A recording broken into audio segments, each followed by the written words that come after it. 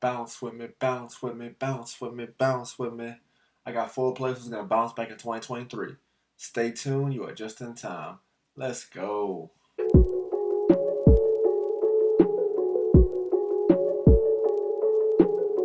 A lot of times in fantasy football, players outweigh expectations, and a lot of times they underperform expectations. So let's take a look at 4 players who in 2023 are going to bounce back from the expectations from last year.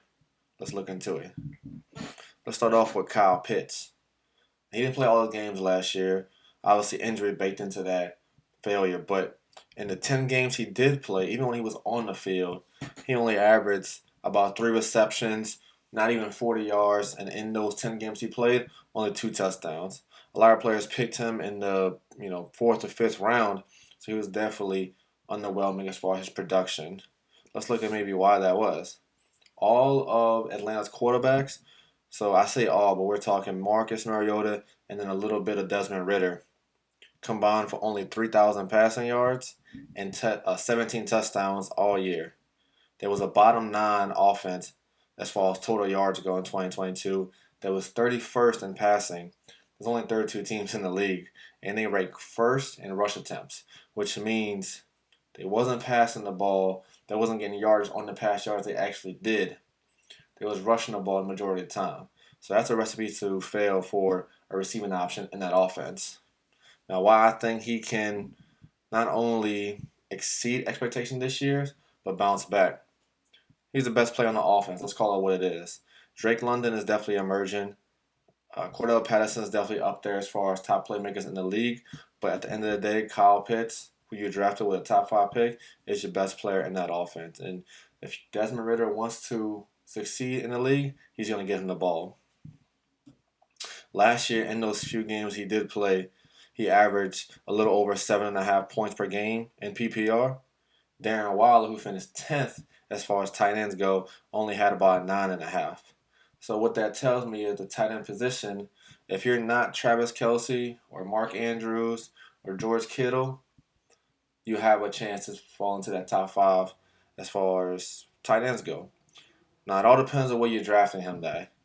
Now, I'm not saying you want to gonna draft him in the second round. That's not what I'm saying. If he slides to you, then I definitely think he can be a value this year. People who had him last year are not gonna pick him.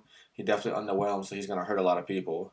Right now, he's being drafted at the 6th tight end off the board. I can't name 6 tight ends better or someone who has better upside than Kyle Pitts. If he falls in drafts, I would grab him. Let's look at the next guys who's gonna exceed expectations. Now these guys are linked to Dangerous. I went with Jared Judy and Cortland Sutton. Basically the pass catchers for the Denver Broncos. Can't really say who's the top dog. Can't really say who's the number 1 receiver on that team, especially with the new coach coming in, the new offensive philosophy. But I do think that both those guys are going to have a bounce back year. Let's look at it. Even with 100 targets last year, each one received over 100 targets. They only averaged 4 receptions a game, which tells me that they possibly was getting the ball, but it wasn't accurate targets. Cortland Sutton only had 2 touchdowns. Jared Judy only had 3 or less, receptions in half the games he's played. More than half the games he played, and he had less than 3 catches, which means neither one was doing anything for you. They was most likely sitting on the bench. Even when they did have blow-up games, they were most likely on your bench. Most people probably dropped them in their leagues. Why was that? Let's look at it. The Denver Broncos was last in the NFL in total points. They were last in sacks, and they were last in the penalty yards. What tells me that is, one, they're not scoring the ball. Why are they scoring the ball? They're not scoring position. They led the league in sacks, which means they're constantly being pushed back and pushed back. Same thing with the penalty yards. They're constantly being pushed back. They're not putting themselves in the positions to score. Russell Wilson had 16 touchdowns and 11 interceptions last year, which is probably one of the worst years of his career. And out of those 16 touchdowns, 8 of them went to the tight end position. So you're talking about 8 touchdowns getting split up between Jared Judy, Cortland Sutton, Kendall, Hinton, KJ Hamler. I mean, there's just not enough to go around. That's what it is. Now, why do I think they're going to succeed this year? Sean Payton's going to be a lot better. Can he do to Russ what he did to Drew Brees? That's what we're all hoping. Jerry Jr. just finished as a top 24 wide receiver. And once again, it was a shaky start and a shaky year, but he did finish as a top 24 receiver. Cortland Sutton has 6 targets in 12 of 15 games. So it's something to build off of in 2023. We just need Russell Wilson to be a lot better as far as accuracy and scoring the ball, putting the ball in the end zone. The good news is both of the receivers combined for 35% target share in that offense, which means for the most part, he's looking for those guys. You're going to have guys who's going to perform in a tight end position. You're going to get the ball to your backs. But those are really the two guys in the offense that you want a piece of. I don't see it changing. I don't see him drafting anyone who's going to exceed expectations as far as target share. So those are the two guys you're going to want to look for. I do think they're going to have a bounce back year. Once again, they're going to slide in drafts because of what they did and how they underperformed last year. Let's look at Michael Pittman. Michael Pittman definitely had a down year last year, especially because of the expectations that he was supposed to, make that sophomore jump.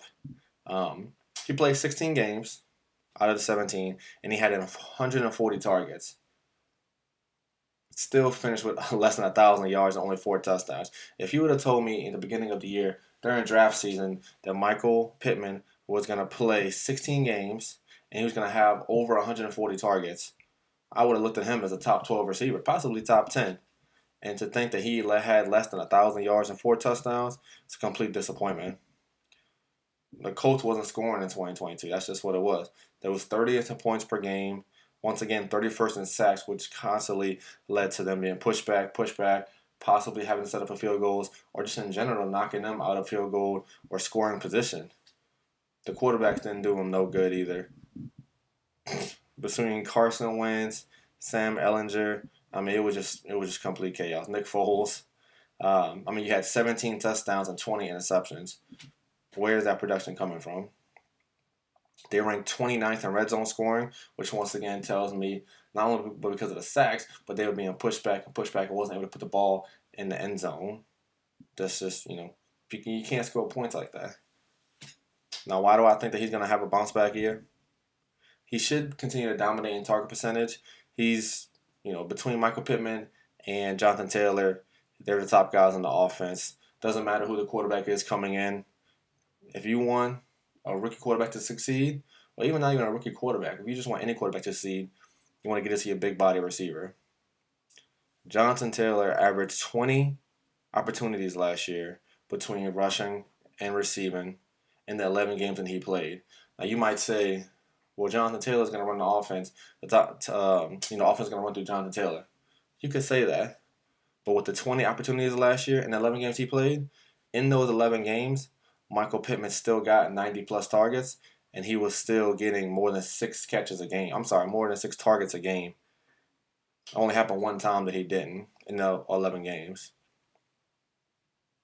He averaged 6 catches and 60 yards in a down year. 6 catches and 60 yards, what we talking PPR wise? That's what, 12 points a game?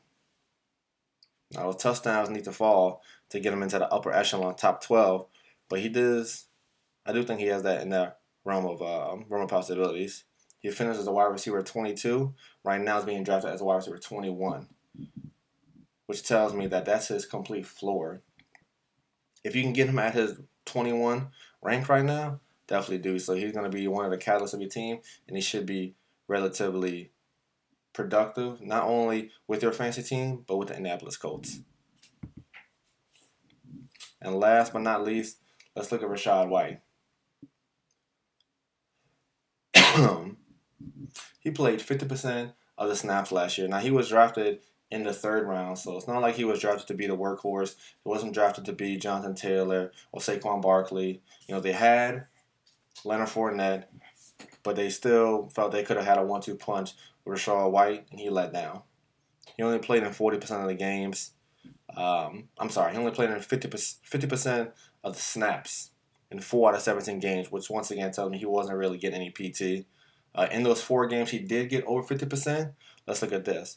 He averaged 15 attempts, 62 yards, and 5 catches for 23 yards a game. That's 13.5 fantasy points per game he averaged in those 4 games. Leonard Fournette had over 180 carries with over 650 yards and 3 touchdowns. So it just wasn't enough opportunity to go around for Rashaad White. But here's the thing. He averaged less yards per carry than White. White was a more explosive back. Leonard Fournette's long last year was only 23 yards. Rashaad White, with less receptions, less opportunities, and less targets, long was 31. Which, once again, White had twice as many 20-yard runs as Leonard Fournette also. So once again, he's just a more explosive back. They see that. That's why they let him go. They do think they can carry the load with Rashaad White. Now, I do think that injuries played a part last year too. I mean, half the Tampa Bay, offensive line got hurt in training camp. They lost 2 All-Pros just in training camp before the season even started. So that put them in a deficit before Game 1 was even played. So that didn't help anything either. They also ranked dead last in the league in rushing yards, in attempts, and averages. When Tom Brady's your quarterback, you're going to want the ball in his hands for the most part. So you're not going to lead up to your running back. But still, they was first in pass attempts and last in rushing. That's going to have to level out even a little bit. Even if you go 25th in rushing and 15th in passing, that's still going to level out to a point where getting Rashaad White more touches.